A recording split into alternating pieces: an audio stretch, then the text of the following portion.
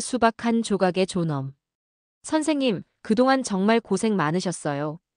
마지막 종례를 마치고 교무실을 정리하는 내 앞에서 6학년 담임 김 선생이 눈물을 글썽였다. 30년. 길다면 길고 짧다면 짧은 세월이었다.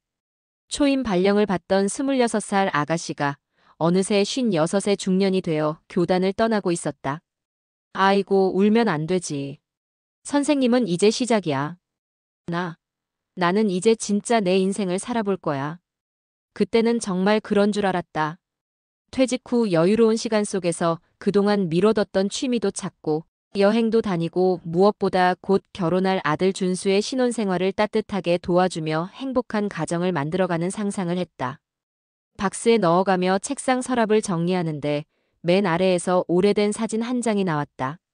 25 준수가 초등학교 운동회에서 1등으로 들어오는 모습이었다. 그때 내가 얼마나 목청껏 응원했었는지. 사진 속 준수는 환하게 웃으며 손을 흔들고 있었다. 그 웃음이 언제부터 어색해졌을까? 어머니, 안녕하세요. 정은영이라고 합니다. 준수가 데려온 예비 며느리는 정말 완벽해 보였다. 키 165cm의 단정한 보브컷, 깔끔한 베이지색 블라우스에 검은색 치마. 대기업 마케팅팀에서 일한다던 그녀는 첫인상부터 똘똘해 보였다. 어머나, 이렇게 예쁜 아가씨가 우리 준수를. 어머니, 저야말로. 준수 오빠 이야기만 들어도 어머니가 얼마나 훌륭한 분인지 알 수 있었어요. 30년간 교직에 계시면서 수많은 아이들을 가르치셨다면서요? 정말 존경스러워요. 아, 이 아이는 다르다. 내 마음속에서 뭔가 따뜻한 것이 올라왔다. 그동안 준수가 데려온 여자친구들과는 확실히 달랐다. 예의도 바르고 말씨도 곱고 무엇보다 나를 진심으로 존중하는 것 같았다. 그날 저녁 은영이는 설거지를 하겠다며 주방까지 따라왔다. 어머니, 혹시 제가 부족한 게 있으면 언제든 말씀해 주세요. 저는 어머니를 친딸처럼 모시고 싶어요. 아이고, 무슨 말을 그렇게. 진심이에요. 저희 어머니는 제가 10살 때 돌아가셨거든요. 그래서 시어머니를 만나는 게 꿈이었어요. 은영이의 눈이 촉촉해졌다. 나도 모르게 그 아이의 손을 꼭 잡았다. 그래, 그럼 이제부터 내가 내 엄마야. 네, 어머니. 그날 밤 침대에 누워서도 기분이 좋았다.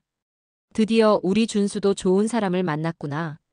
결혼을 6개월 앞둔 어느 날, 은영이와 함께 신혼집을 보러 갔다. 강남구 도곡동 30평 아파트. 내가 30년 교사 생활로 모은 전 재산을 쏟아부어도 부족할 금액이었지만 우리 아들 신혼집이라면 아까울 게 없었다. 어머니, 이렇게 좋은 집을. 정말 괜찮으세요? 당연하지. 너희들이 행복하게 살 수 있다면야. 실제로는 내 통장 잔고를 보며 밤잠을 설쳤지만 그런 내색은 하지 않았다. 퇴직금 전액과 적금, 심지어 내가 살던 30평 아파트까지 전세로 돌려서 보증금을 마련했다. 그럼 어머니는 어디서 사세요? 아, 나는 18평짜리 작은 데로 옮길 거야. 혼자 살기엔 오히려 30평이 너무 넓더라고. 거짓말이었다. 30년을 살던 집을 떠나는 것이 얼마나 서글픈지 18평 전세집의 월세가 얼마나 부담인지는 말하지 않았다. 신혼집 인테리어를 위해 가구점과 전자제품 매장을 쫓아다니는 나날들이 시작됐다. 200만 원짜리 소파, 150만 원짜리 냉장고, 100만 원짜리 세탁기. 계산서를 볼 때마다 속이 쓰렸지만 은영이의 환한 얼굴을 보면 그런 마음도 사라졌다. 가전제품부터 냄비, 수저, 행주까지 없는 게 없이 다 사줬다. 마지막에 은영이가 조심스럽게 말했다. 어머니, 혹시 화장품도 신혼여행 때 쓸 게 좀 필요해서요. 물론이지. 백화점 화장품 카운터에서 기초부터 색조까지 풀세트로 샀다. 40만 원.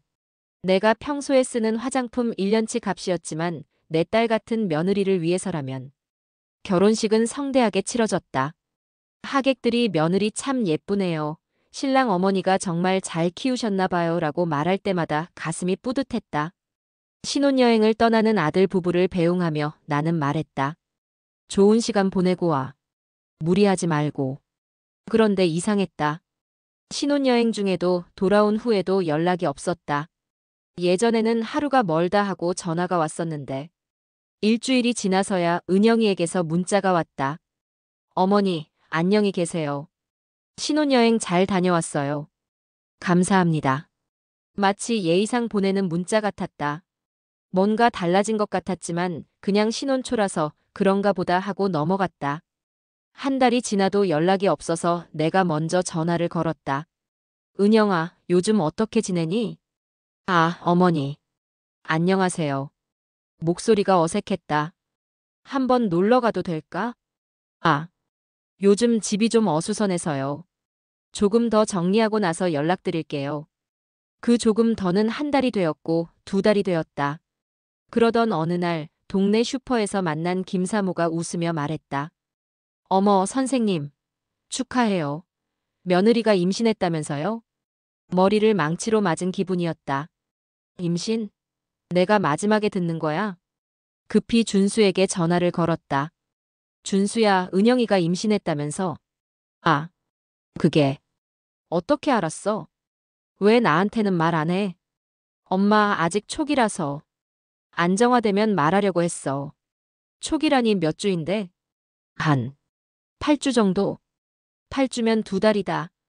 두 달 동안 나만 모르고 있었던 거였다. 몇 달 후 결국 임신 사실을 알게 된 나는 산부인과에 가보겠다고 했다. 준수야, 오늘 은영이 검진 날이지? 같이 가도 될까? 엄마, 오늘은 은영이 친정 어머니가 오시기로 했어. 그래도 나는 시어머니잖아. 엄마, 이해해줘. 여자들이 출산할 때는 원래 친정 어머니가 편하다고 하더라고. 이해하려고 했다. 정말 이해하려고 했다. 결국 손주는 새벽 3시에 태어났다. 그 소식도 아침 8시에 문자로 받았다. 어머니, 새벽에 아들 낳았어요. 모자 건강합니다. 아들. 내 첫 손자. 오후 2시에 병원에 도착했을 때 신생아실 앞에는 이미 은영이 친정 식구들이 가득했다. 친정어머니, 아버지, 언니, 형부까지. 마치 잔치 분위기였다. 신생아실에서 손주를 봤을 때의 그 감격은 말로 표현할 수 없었다. 정말 우리 준수를 닮았더라. 어머, 정말 준수를 닮았네요. 그렇죠? 우리 예준이 정말 잘생겼어요. 예준이? 이름도 이미 정해진 모양이었다. 나와 상의한 적도 없이. 산후조리원에서 나온 후에도 상황은 마찬가지였다. 은영이 친정 어머니가 한 달간 머물며 산후조리를 도왔다. 내가 도와주겠다고 하면 괜찮다는 대답만 돌아왔다. 돌잔치 준비 소식도 나는 나중에 들었다. 준수야, 예준이 돌잔치는 언제 해? 아, 그거. 은영이랑 상의했는데 가족끼리 조용히 하기로 했어. 가족끼리? 나도 가족이지? 안도했다. 그런데 돌잔치 당일 참석자 명단을 보고 깨달았다. 은영이 친정 식구들 10명, 그리고 준수와 은영이. 나는 없었다. 준수야, 나는? 엄마. 은영이가 시어머니까지 계시면 친정 부모님이 불편해하실까봐. 불편하다고? 나는 예준이 할머니야. 그 다음은 오지 않았다. 그래도 손주에 대한 사랑만큼은 변하지 않았다. 밤새 재봉틀을 돌려 여름옷을 만들었다. 시원한 면 소재로 반팔 티셔츠, 반바지, 귀여운 모자까지. 은영아, 예준이한테 줄 옷 만들었어. 시원한 면이라 좋을 거야. 하지만 며칠 후 분리수거를 하러 나가다가 그들 집 앞에서 충격적인 광경을 목격했다. 분리수거 봉투 안에 내가 만든 옷들이 택도 떼지 않은 채 구겨져 들어가 있었다. 한 땀 한 땀 정성을 들여 만들었는데 숨이 막혔다. 하지만 아무 말도 할 수 없었다. 그 후로 내게 연락이 오는 때는 정해져 있었다. 도움이 필요할 때뿐이었다. 어머니, 오늘 갑자기 급한 일정이 생겼어요. 예준이 좀 봐주실 수 있을까요? 어머니, 집이 너무 엉망이라 청소 좀 도와주실 수 있나요? 나는 언제나 달려갔다. 베이비시터처럼 가사도우미처럼. 일이 끝나면 수고하셨어요. 이만 가세요라는 말과 함께 현관에서 잘렸다. 마치 급할 때 부르는 파출부 같았다. 그래도 참았다. 손주를 위해서라면. 그해 여름 특히 더웠던 어느 날이었다. 은영이의 급한 외출로 예준이를 봐달라는 부탁을 받았다. 오후 2시부터 저녁 7시까지 5시간 동안 예준이를 돌봤다. 기저귀도 갈아주고 이유식도 먹이고 낮잠도 재우고 설거지까지 했다. 7월의 무더위 속에서 에어컨도 켜지 않은 채로. 은영이는 전기료가 많이 나온다며 에어컨 사용을 극도로 제한했다. 오후 4시쯤 너무 더워서 견딜 수가 없었다. 예준이도 자고 있고 설거지까지 끝낸 상황에서 냉장고를 열어 수박 한 조각을 잘라 먹었다. 정말 작은 조각이었다. 그런데 저녁 7시에 은영이가 돌아오자마자 냉장고 문을 열어보더니 얼굴이 싹 굳었다. 어머니. 응? 왜? 혹시 냉장고에서 뭔가 드셨어요? 아, 수박 한 조각. 너무 더워서 미안해. 그때 은영이의 표정을 잊을 수 없다. 마치 도둑을 본 것 같은 표정이었다. 어머니, 우리 집 냉장고 함부로 열지 마세요. 뭐라고? 허락도 없이 남의 집 냉장고를 여는 게 정말 거지 같으세요. 거지? 거지라고? 5시간 동안 무료로 육아를 해주고 청소까지 해준 사람에게 수박 한 조각 먹었다고 거지라고? 그 순간 심장이 멎는 줄 알았다. 더 충격적인 것은 그때 들어온 준수의 반응이었다. 엄마, 허락도 없이 냉장고를 열면 어떡해. 여긴 우리 집이잖아. 우리 집? 너희 집? 30년 교단에서 수없이 다독이며 쌓아온 인내심이 그 순간 바닥을 드러냈다. 그래, 나는 거지구나. 가방을 들고 일어났다. 어머니, 잠깐만요. 제가 흥분해서. 됐어. 이제 알겠어. 현관문을 나서면서 마지막으로 말했다. 거지는 이제 가겠다. 집에 돌아오자마자 부동산에 전화를 걸었다. 여보세요? 집을 팔려고 하는데요. 빨리 처리해 주세요. 급해요. 그날 밤 전화가 쉴 새 없이 울렸다. 엄마, 우리가 잘못했어. 제발. 어머니, 제가 제정신이 아니었어요. 용서해 주세요. 받지 않았다. 다음 날 아침 두 사람이 집 앞에 무릎을 꿇고 앉아 있었다. 30분 후에야 문을 열었다. 일어나. 말해봐. 뭐가 잘못되었는지. 은영이가 눈물을 흘리며 말했다. 어머니, 제가 너무 이기적이었어요. 그게 문제야? 수박이? 친딸에게 수박 한 조각 먹었다고 거지라고 하니? 침묵이 흘렀다. 친딸처럼 모시겠다는 말, 결혼식장에서도 들었고 출산 전에도 들었어. 그런데 막상 도움이 필요할 때마다 부르면서 뭐라고 했지? 진짜 이유를 말해봐. 한참을 머뭇거리더니 은영이가 조용히 말했다. 자주 오시면 감시받는 느낌이었어요. 저희도 자유롭고 싶었어요. 드디어 진실이 나왔다. 나는 그들에게 감시자였고 필요할 때만 부르는 공짜 인력이었다. 고마워. 솔직하게 말해줘서. 이제 알겠어. 나도 이제 자유롭게 살고 싶다. 집은 일주일 만에 팔렸다. 시세보다 조금 싸게 내놓았지만 급히 처분하고 싶었다. 마지막으로 준순의 집에 들러 내 물건들을 챙겼다. 약봉지 몇 개, 여벌 옷 몇 벌, 오래된 앨범 한 권. 그게 전부였다. 현관에서 준수가 물었다. 엄마, 정말 가는 거야? 그래. 우린 할머니 없이 어떡해. 원하던 대로 살아. 시어머니 없는 집에서. 예준이 크면 할머니가 어디 갔는지 물어볼 거야. 그때 뭐라고 대답할지 미리 생각해둬. 새로 구한 18평 아파트는 작았지만 나만의 공간이었다. 첫날 밤 허전함이 밀려왔지만 동시에 뭔가 제자리로 돌아온 느낌이었다. 다음 날부터 복지관 한국어 교실에서 다시 분필을 잡기 시작했다. 선생님, 감사합니다. 외국인 학습자들의 진심 어린 인사는 내가 필요한 사람이라는 걸 느끼게 해줬다. 봉사가 끝나면 동갑내기 친구들과 칼국수 한 그릇을 먹었다.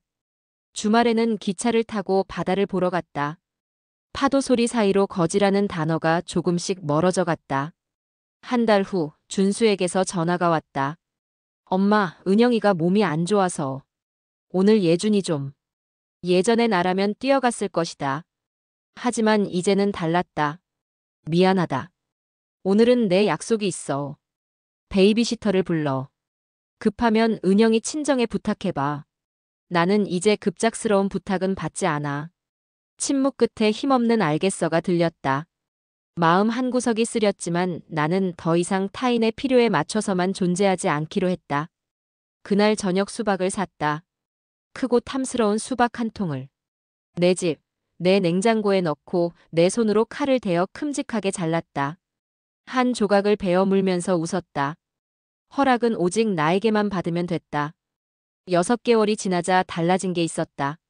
준수의 전화 패턴이 바뀌었다. 엄마, 안녕하세요. 어떻게 지내세요? 다음 주 일요일에 시간 되시면 저희 집에 오셔서 식사 같이 하실까요? 미리 약속을 잡고 싶어서요. 미리 약속을 잡는다고? 예전에는 항상 급작스러운 부탁이었는데. 일요일, 오후에 친구들과 영화 보기로 했는데. 토요일은 어때? 네, 토요일도 좋아요. 정중한 약속 잡기였다. 예전에 급하니까 와주세요가 아니라 토요일에 갔을 때도 달랐다.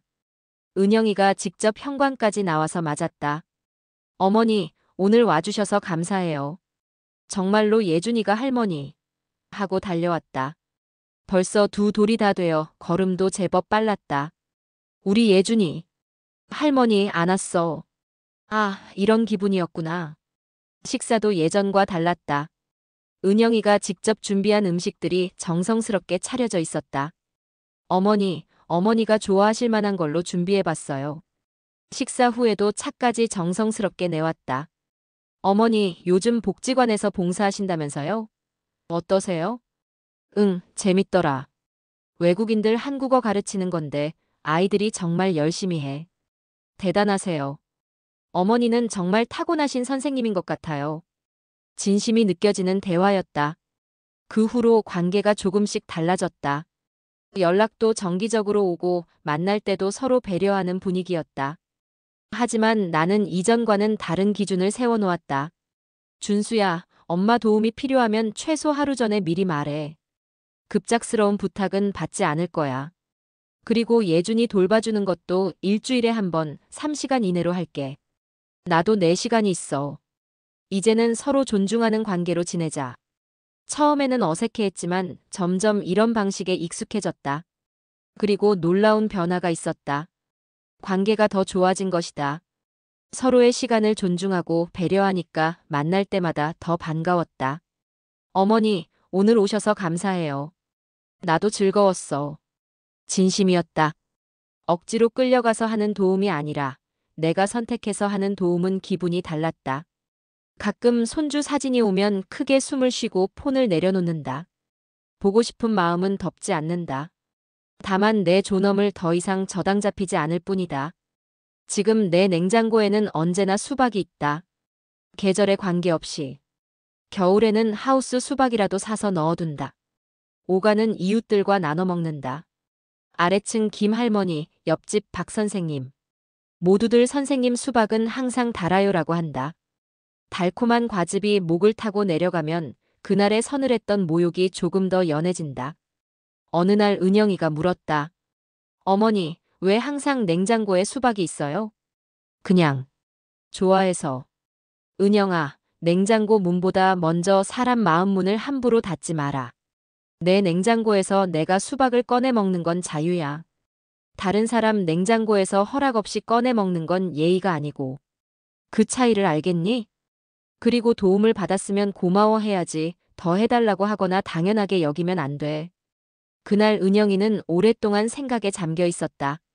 이제 내 삶에는 새로운 규칙들이 있다. 첫째, 나는 누군가의 공짜 손이 아니다. 둘째, 도움을 요청받으면 내 스케줄을 먼저 확인한다. 셋째, 고마움을 표현하지 않는 사람에게는 더 이상 도움을 주지 않는다. 넷째, 내 집에서는 내가 주인이다. 다섯째, 사랑은 일방적이면 안 된다. 이 규칙들을 정하고 나니 오히려 관계가 더 건강해졌다. 준수와 은영이도 이제는 내게 도움을 요청할 때 정중하게 부탁하고 끝나면 진심으로 고마워한다. 복지관에서 만난 70대 후반의 최 할머니가 어느 날 말했다. 선생님, 요즘 표정이 많이 밝아지셨어요. 그럴 것이다. 나는 이제 누군가의 필요에 의해서만 존재하는 사람이 아니니까. 오늘도 한국어 수업을 마치고 집에 와서 수박을 꺼냈다. 빨갛고 싱싱한 수박을 큼직하게 잘라서 한 조각 베어 물었다. 달다. 정말 달다. 이 달콤함은 오직 나만의 것이다. 누구의 허락도 필요 없고 누구의 눈치도 볼 필요 없는. 나는 누군가의 공짜 손이 아니라 내 삶의 주인이다. 그리고 그 주인은 내가 정한 시간에 내가 정한 방식으로 사랑하고 돕고 쉰다.